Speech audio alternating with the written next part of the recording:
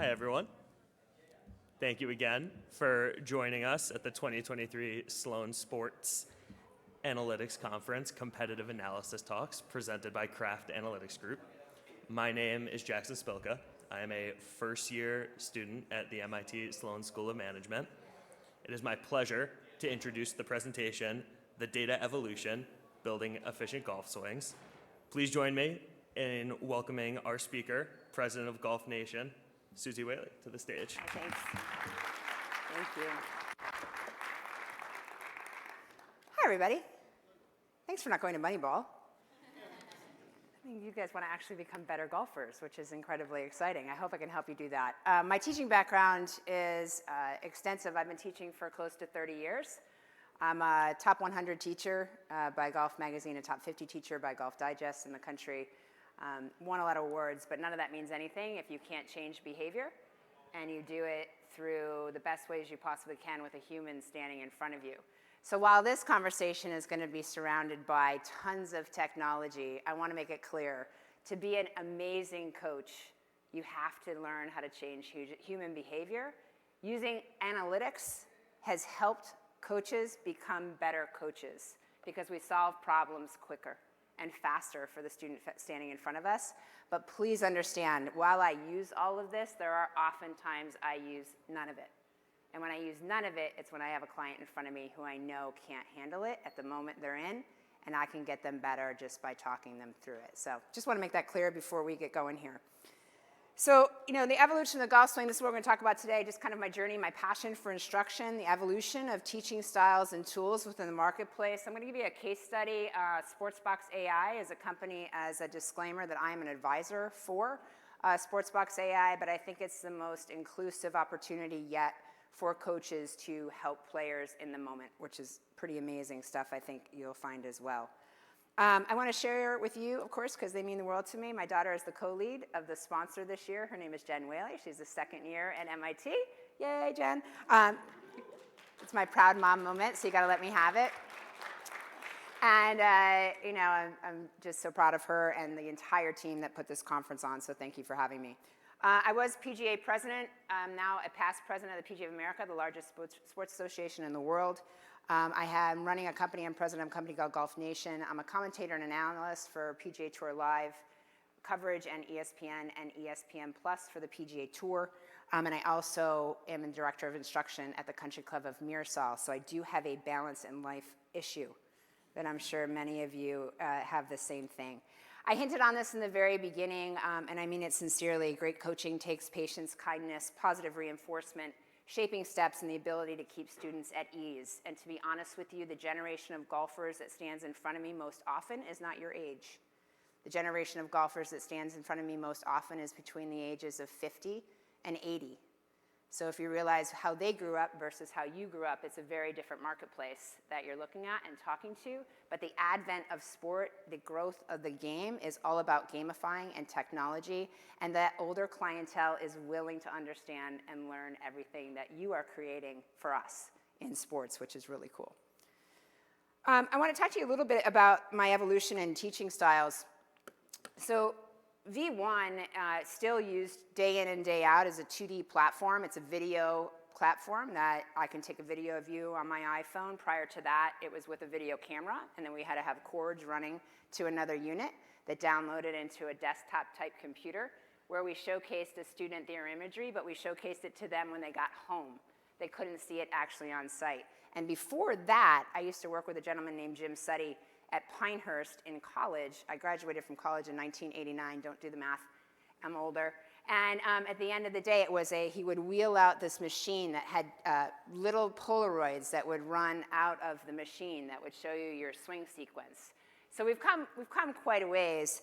TrackMan, obviously, most people who play the game have heard of TrackMan, the orange box sitting on the driving range. There is a reason it's orange, because the founder of the company did not want it to blend in. He wanted you to know what it was, and he wanted you to pay attention to it.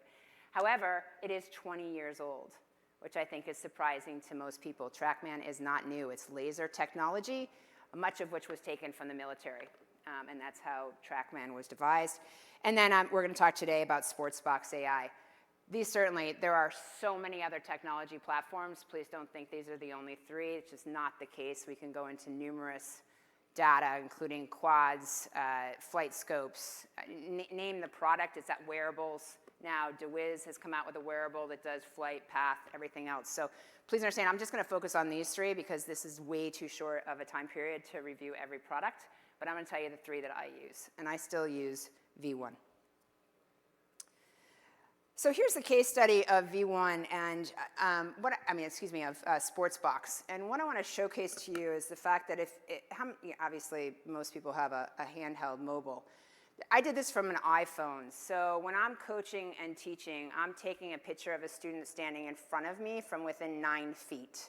I'm taking a picture of their golf swing on my 2D device, which is my iPhone. That 2D device then turns that particular video into a 6-dimensional avatar. And I can see from just taking it from a 2D, I can see it face on, down the line, behind, below, back from the target, and above. What that does for me as a coach, and some of you may be thinking, oh my gosh, why do you need that many angles? Well, there's multiple angles in the golf swing that, number one, geometrically you have to pay attention to when you're coaching. But number two, when you're on 2D, you're not getting the actual real dimension of the golf swing in a 3D platform. So depending on where the camera is, and this could happen when you're watching television at home, you may think, oh my gosh, how could the commentator say that they dropped too far underneath that? You have to realize where that camera is versus down the line correctly on that player can't happen most often because the player doesn't want the camera directly behind them. So you're not actually getting a real view of the golf swing. So when we're asked as commentators to analyze a golf swing, I won't do it in real time because I want to make sure it was on a tee box where I know my angles are actually correct and I can give you the accurate data. 3D Sportsbox AI is now being incorporated into ESPN and PGA Tour Live. When we can do this, it'll be far easier for me to give you an understanding and objective answer to what actually happens. So when you hear somebody say, oh, they dropped under it and flipped it, I can actually show you from back from target where you would see where they flipped it prior to impact. Those of you that don't play golf, that just means their hands flipped over, released early. Typically, ball is going hard to the left, but you'll be able to see that from a different angle. So it's an unbelievable measurement for us that are coaching and teaching. Beyond that, there are multiple parameters that I can tag that I want to look for from that 2D image in the 6-dimensional version or the 3D version. I keep saying 6-dimensional. It's not really 6-dimensional, but 6 different parameters. I can do mid-hand sway, mid-hand lift, chest turn, chest bend, chest side bend, pelvis turn. You can read it. Pelvis sway, all of which have differing faults and fixes to them, all of which have different cause and effects to them, and all of which I can pinpoint to a player to make sure we have a cause-effect relationship versus just chasing effects.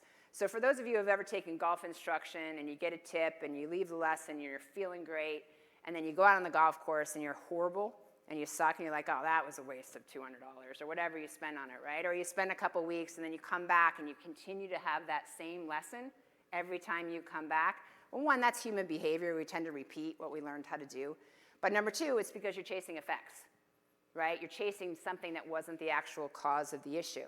Now, there are points in time as a coach and an instructor that I'm going to chase the effect with you because you have a pro-am the very next day on the PGA Tour and you can't hit it. And I'm going to make sure before you leave that lesson, we're going to figure out a way to make you hit it. Or if you're really nervous, you're playing with your boss for the very first time and you're hitting everything on the toe, I'm just going to give you a quick correction for the next morning that's going to make you hit it more in the center. What would that be? Think about that for a second. Set up with the ball on the heel. Okay, that's a pretty simple fix for if you're hitting everything on the toe for the next day. But is that going to fix the core root? Absolutely not. So just realize there is a time and a place, but this is giving me the opportunity to do cause and effect. So let's talk about Nelly Korda, the #1 female golfer in the world. The reason why I have females on here is I get sick and tired of only seeing men in presentations. And so here you go. You're going to have women in this. Yeah, exactly. It's not because I don't like you guys, really. It's just we see enough of you, I swear. And I really do like having you on my lesson tee. But this is Nelly Korda. You can see the 2D version at the top. You can see the avatar at the bottom. The other component to this that I really want you to take a second and not judge it is what this has done for golf instruction is it's created a moment in time in a teaching learning curve where people aren't paying attention to their self-image.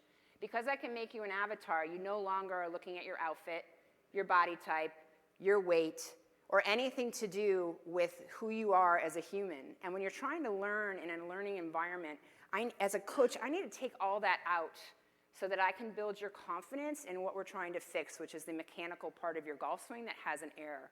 I can't have you looking at it saying, oh my God, I'm never going to wear that skirt again. Meanwhile, I'm talking to you about something completely different, but your brain has shut down. I can completely get rid of the 2D image when I showcase this to a student and only show the avatar. So every single human looks the same. And you can actually digest the information in a way that makes you comfortable and relaxed, where you're not judging yourself. Please stop judging yourself, but in a situation like this happens. So what I'm pointing out here is talking about chest turn. So you can see the arrow on the bottom left there of the screen. I can track the chest turn as that video plays. Oh my gosh, this is so fast. I only have 15 minutes left? Okay.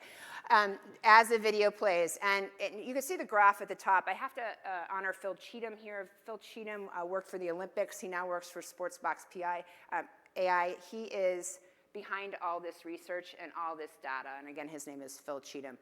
But for chest turn, it slightly opens, as you can see, at address. This is an overall average. There is standard deviation that I did not put up here. Then it closes, it opens rapidly, and then it stabilizes in the finish. And when you look at the data, when you look at men versus women in chest turn, you can see there's quite a big difference in the backswing number, 104 closed. Women typically are more mobile, hypermobile than men, and that accounts for that. But tour players all across the board are going to have very different numbers in this. Terry Rolls, who's on Instagram, you can look it up today. He just posted yesterday or today, Scotty Scheffler, John Rahm, and Rory McIlroy's chest turn numbers.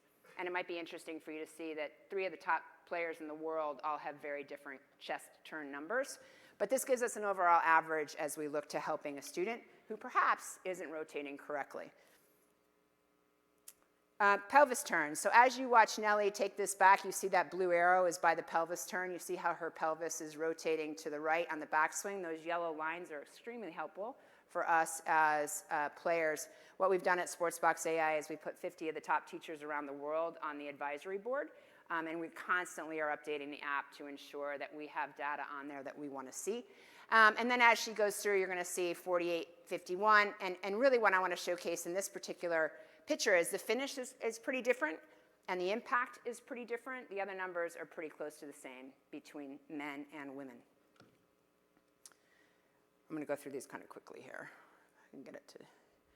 So chest sway is a number that I use quite often, and it's something that I like to track. So if you look at chest sway, so away, if you look at the A, away is this way, T is towards the target. Obviously, this is a right-handed player, not a left, but in the app, you can just flip this.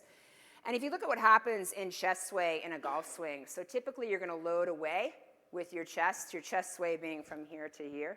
Okay, you're going to load away on the backswing. You're going to move back toward, but if you notice, you're moving back toward prior to impact with your chest sway.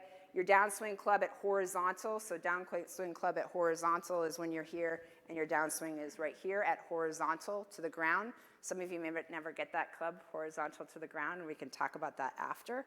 And then you have a move away, a move toward the finish, right? So what we're trying to do here, and on the app, what you would see is you would see standards and trackers that we could put in for you as you practice and you are on your own with numbers where you're trying to get to and with areas of concern. So it would be red and green. Red means you did it where the coach put it in for you incorrectly. Green would be that you're hitting the numbers that you need to hit. So every swing, it could be tracking for you. Pelvis sway. So how many of you have been told you sway in your backswing? How many of you really told you sway in your backswing? All right, so just let's be really clear about what sway is in a golf swing. So pelvis sway is when your pelvis literally moves too far laterally to the right. It doesn't mean it didn't rotate, right? This is rotation, turn on this app. This is sway. So pelvis sway gets your spine headed the wrong way, and then you have to do something dramatic on the downswing to fix that. So pelvis sway is showcasing what is happening. Typically for me, it's a first point of contention when I teach women, mostly, especially older women who have not participated in sport. So if you're not athletic or you didn't grow up in sport, which many people now have been exposed to it, younger, but older women, some of them were not, you'll find you have a tendency, because when you swing something, you have a tendency to swing your whole body because you haven't learned a activity. So you just need to be taught how that doesn't work that way, right? In golf, your arms go up and down, and your body goes around. But what happens to most new golfers is everything goes the same way. Either your arms and your body goes up and down, or everything turns, right? And you got to realize it's kind of like patting your head and tapping your belly. Arms up and down, body turns. If that's all you remember the entire week, we did a really good job. Okay. Chest bend. Chest bend is the forward bend of your chest throughout the golf swing. And I think oftentimes you'll hear teachers tell you to stay in your posture the entire time in your golf swing. I'm here to tell you that is inaccurate, okay? So forward bend, you see it at the top there. Then you're gonna have less bend. Then you're gonna have more bend. Then you're gonna have less bend. And then you're gonna have back bend. How many have a back issue because they play golf?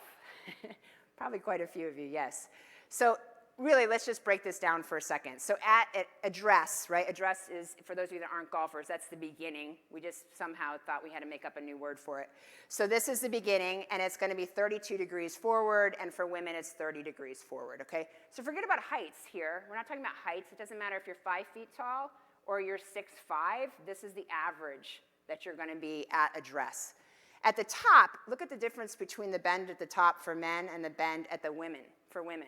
So women, from the point where they were, are actually lifting, and men typically aren't moving, right? They're completely rotating on their spine, whereas women lift. Typically that's the case because we always, growing up, wanted to hit it farther.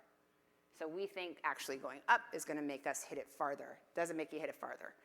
Impact 24 forward, so women come all the way back, right, to 22 forward, downswing max, and then you can see at the finish. I promise I'm going to leave time for questions. Okay, so pelvis lift and lift numbers in general are power source numbers. So if you don't hit the golf ball far enough or you want to hit it farther, you just put down your phone, you want to pay attention to this one slide. So at the top, you can see that the pelvis goes down.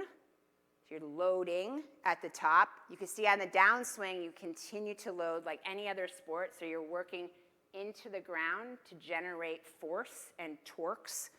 At impact, you are then going up. The majority of you have been told to keep your head down when you play golf. Stay down. Every time you top it or miss it, somebody in your group nicely says to you, oh, you know what, just stay down. You'll hit the ball better, right? That is like the worst golf information anybody could ever give you. So if you don't like the person you're playing with, tell them to stay down, because you are going to beat them every time, because every world-class athlete goes up because they are using ground forces to propel them for speed. It's a really simplistic way of saying it. But I want you to own it, inherently own it. The next time somebody tells you to stay down, what they're seeing when you swing is they're seeing you pull away. The reason you're pulling away is because they told you to stay down. If you stay down in your golf swing, and you don't pull away, and you're loading this way, you're going to hit the ball, you're going to hit the ground 4 feet behind the ball, or 2 feet behind the ball. So instinctively, now you're embarrassed because you missed the ball. So instinctively, you're going to say, okay, well, all right, I'll choke down on the club. I'll make my club short, so now you've just cost yourself 15, 20 yards. And I'm not going to hit there. I'm going to make sure when I get to the ball, I stand up and I don't hit the ground. Okay, when you stand up and don't hit the ground, you hit the top of the ball, but you hit the top of the ball because the actual cause was you kept your head down because somebody told you to keep your head down, and you need to go up to hit the ball farther. So if you were to watch her in real time and you look at her numbers in real time at impact, she's going up 0.8. That is right there. If there was a secret to golf, which there's not, but if there was a secret to golf, that is one you want to pay attention to. So I think I can make these play. I'm going to try.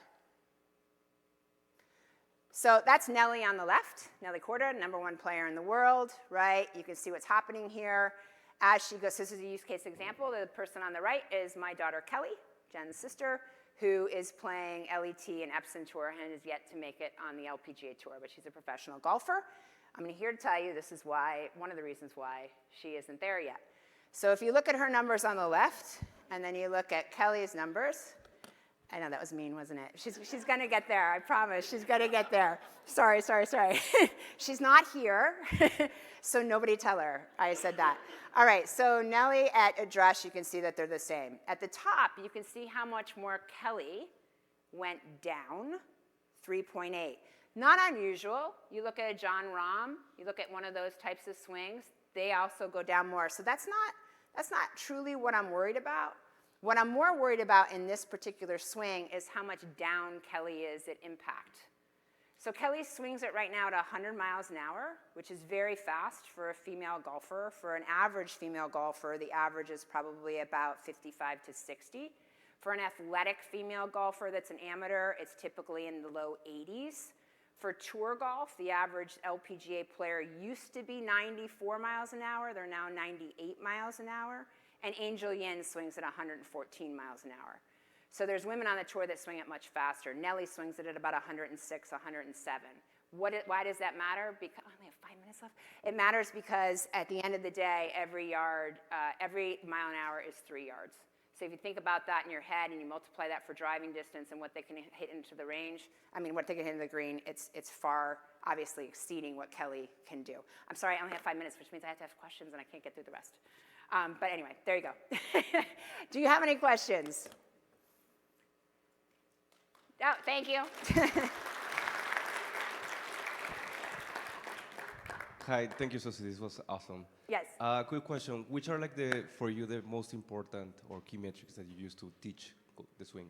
Yeah, I'm not a methodology teacher, so methodology teachers, so an example would be like a Jim Hardy or a Hank Haney, where everybody they teach has the same mechanics, biomechanics. I'm a teacher that teaches based off athleticism and body style and body type, so I would lean more toward the Terry Rolls, Mike Adams side of that. They are really body oriented. I'm kind of in the middle of those two. So I don't necessarily have one favorite. It really depends on the person standing in front of me and how I can get them playing better faster. Because if you play better, you play more. And as a coach, I want you to enjoy more. So if I can get you to play better faster, quickly, I can pick out some of these parameters pretty simply and easily and get you going. And hopefully, while we'll have a partnership for life, you don't need to see me all the time. You can actually learn how to fix yourself. Younger professionals will not say that. They want you to come back. Yes? And just say your name. Keegan. How many of these, I know you are using all of those videos on the drive. Yep. How much of that is different between, how many of the different mechanics are drive versus Yeah, the numbers are going to differ because in golf, for those of you that aren't golfers, the club actually is a parameter that gets shorter. Right? So the actual swing paths will be very different and the forces will be different, so will the torques. So the numbers change, but overall the golf swing doesn't necessarily change. Ball position changes. So when you look at body style and body type on a driver, for example, you're going to see a lot more K in the right side than you would for like an 8-iron. So that pelvis lift would be higher, as an example. So, but it's pretty simple for you, even if you went on it, to be able to understand the micro differences between what you're actually looking at. And then again, we've put the parameters within it, so you would know where you should be for your height, for your pelvis width, which we care about, and for your playing ability level. So we're trying desperately to make it work best for consumers and coaches, not just for coaches. Yes? Hi, my name is David. Hi, David. Could you talk a little bit about, you said athleticism. How does your coaching approach change for what you would consider a very fit, powerful golfer versus somebody who's less athletic? Yeah, so it's such a great question, and I think it's so important in coaching because it matters to me no matter who's standing in front of me. I get people come to me and say, well, you probably don't teach beginners. I love teaching beginners. They're some of my favorite students because the joy they achieve just from contact is enormous, right? And you don't get that from a tour player. A tour player is like it's like they're not 1 degree from perfection. They're miserable. So, sometimes it's really nice to do that. But what I do for the majority of my clients, including my good elite juniors, is I do something incredibly simplistic, even if you're not athletic. I draw a line in the ground, whether it's sand or, you could take a alignment stick and just kind of dig a little and draw a line. I have them set up with the club on the line in the correct posture, which is what I'm going to address pretty much. I'm a very simplistic teacher. I think basics create great motion. So I'm always going to work on basics with anybody who's in front of me. But at the time, I just want that person to learn how to hit the line repeatedly with a motion. For my really good players, I want them to hit the line after the actual line with their irons. And I want them to learn how to not take a divot with a fairway metal or a fairway wood. I should call them fairway metals. I'm just, as I said, I'm old. So at the end of the day, it's more about, instead of all these little mechanics that would scare most people, if I talked about pelvis lift and chest sway, and it's more about, okay, can you try to hit that line? Right? And then we'll make adjustments as they don't hit the line, which, by the way, is okay. That's why you're in front of them. That's why you're there, to hit the line. And once you can hit the line 3 times in a row, I put a very, very low tee on the line with the ball on it. And I say, hit the line, and then without them seeing, I take the tee away. And then the ball goes up in the air, and it's like, they would give you like $1 million. Nobody's ever done that, but they would give you like anything you wanted, right? Now, can they repeat that over time? Yes, with practice, but what happens to most golfers, and the reason their growth is stunted, in my opinion, is because I'll give them that, and that's the only time they do it. And then they just want to go to the range and hit. And I think if you repeat a motion for your brain that doesn't demand perfection, you're much more apt to consume it and do it. And so I tell people, I need you to do this 20 times a day for the next 2 weeks. Those that do it 20 times a day for the next 2 weeks are already playing 9 holes of golf. Those that choose not to repeat it at all and go out and play without actually, it becomes performance anxiety, and now it's all about the ball. You gotta remember, in golf, we're one of the few sports the ball doesn't move. It's the same as a kicker, right, in a football game, but you don't have something to react to. When you have something to react to, your body will do what it needs to do to react to it.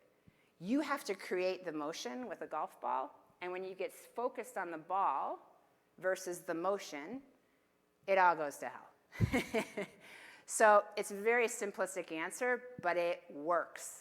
And if somebody asked me what the one drill I would give, that would be it. And you will become a better golfer without me or anybody else. Don't tell the PGA I told you that either. But we want you to come see us because we can help you get even better. Am I done? Are you telling me I'm done? Can Okay, I'm sorry. Thank you I'm done. very much. Yep.